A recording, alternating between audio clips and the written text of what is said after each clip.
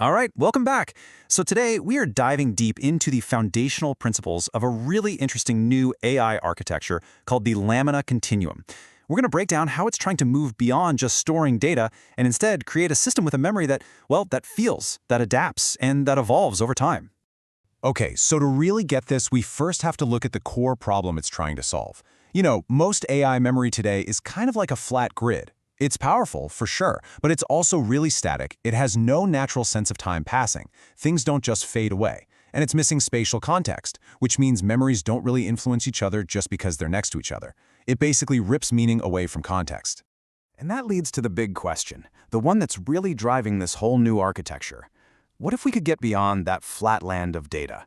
What if a machine's memory was more like a dynamic, three-dimensional space, a place where memories have a shape, a location, and maybe even a feeling? So how in the world do you build that?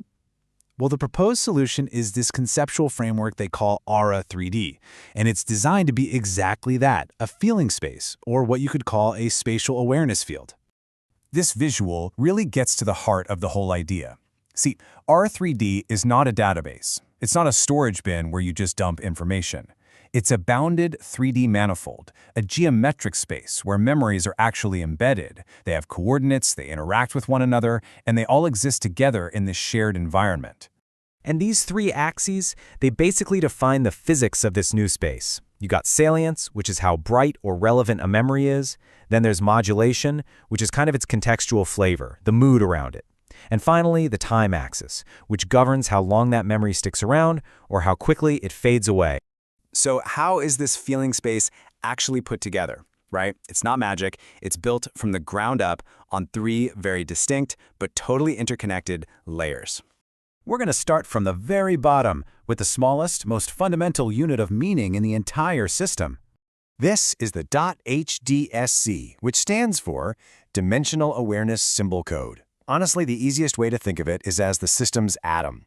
It's a single, indivisible little particle of memory, or an idea, or even a feeling. And as you can see here, each one of these atoms isn't just a random bit of data. No, it's a structured entity, a mathematical tuple. It contains its exact coordinates in that 3D space, its meaning, which is encoded as a frequency signature, and its context, which is captured as a modulation parameter. Okay, so we have these atoms, but where do they live? And how do they interact? Well, that brings us to the second layer, the field of context. This is the .HD field. Think of it as the environment where all those atoms of memory actually live. It's a continuous space that represents the overall mood, or the background context of the entire system at any given moment. This visual is just a perfect illustration of what we mean by contextual modulation. See, in this field, memories are not isolated things. They actually exert a force on each other, almost like gravity. The meaning of one memory is dynamically altered by whatever is near it, just like the color green can feel totally different depending on the colors you put right next to it. So we've got the atoms, and we've got the field they live in. But what makes the whole system dynamic? What actually gives it life? And that is the third foundational layer, the update layer. This is the engine that brings the entire system to life. It's basically a feedback loop that decides which memories get stronger through reinforcement and which ones just fade away through decay. This graph shows that life cycle perfectly. If you give a memory continuous reinforcement, constant attention, its strength grows and grows until it becomes stable. With intermittent reinforcement, yeah, it stays alive, but it's weaker. And if you give it no reinforcement at all, it undergoes this natural exponential decay and just fades out. And this right here is what solves a massive problem in AI. It lets the system develop long-term memories for important stuff that keeps happening, while also gracefully letting go of what's irrelevant. This prevents the memory from becoming just infinitely large and cluttered. Now that naturally leads to a pretty practical question. How do you efficiently save a snapshot of a memory field that's this complex, this dynamic, and this geometric? Well, the answer is a specialized archival format. And it is incredibly effective. We're talking a 30 to 50% smaller storage footprint compared to standard methods. It's called .HDEAC, and the way it works is, well, it's fascinating. The key to its efficiency is how it works. Instead of just saving a jumbled pile of raw data, like a bunch of disorganized letters, it actually preserves the higher-order geometric structure of the memory field.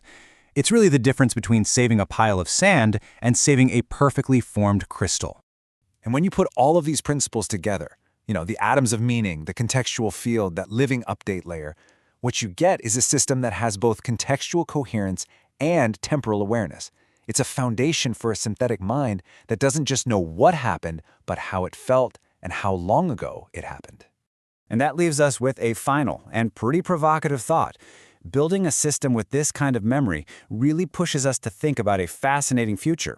What really happens when an AI can truly remember the context and the feeling of its own experiences?